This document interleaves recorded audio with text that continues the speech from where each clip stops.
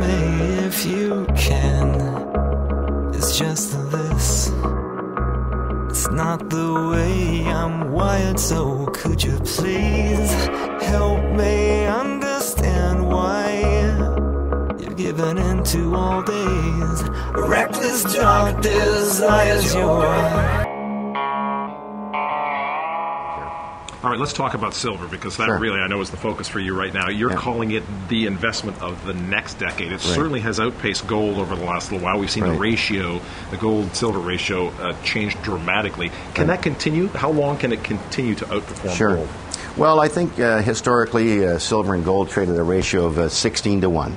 So, for example, at $1,600 gold, silver could be 100.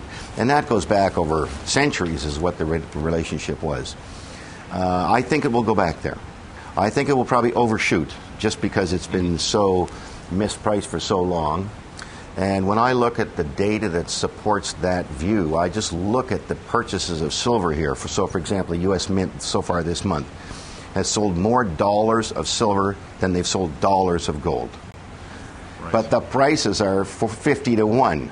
Well, how long can you have the same amount of money going into silver as is going into gold and the prices be 50 to 1? And I see it not only in the mint sales, I see it in, there's a company called Gold Money that sells on the internet. They sell more silver than gold.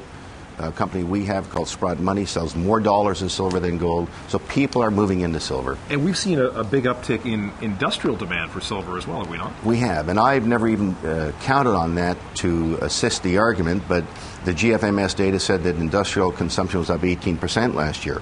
So the types of numbers we're seeing are absolutely astounding, considering that silver supply only increases 3 to 5% a year.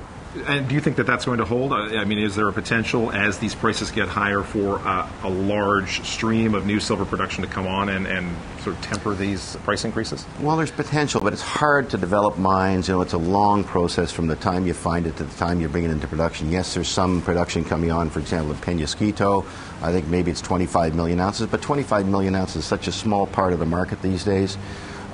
There's no way that the supply can come on relative to the increase in demand we're seeing right now. I did read a report by Veritas Research that said within the next 2 or 3 years we're going to see gold producers producing an additional 25%, so their production will go up by 25%. I rather doubt that, because when you look at the big guys, for example, we had Newmont come out and said their production would be down this year.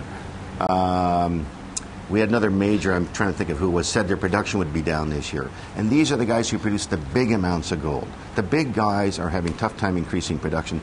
Yeah, there's all sorts of little new guys coming on, but they're not that significant. So what's the best way for investors to play gold right now? Do you play, should you look for physical gold and silver as well? Should you look for the physical metal? Should you be looking for ETFs for the stocks? The stocks have not kept pace with the increase in metals. Well, we wrote an article recently suggesting that the stocks are way undervalued versus the metal.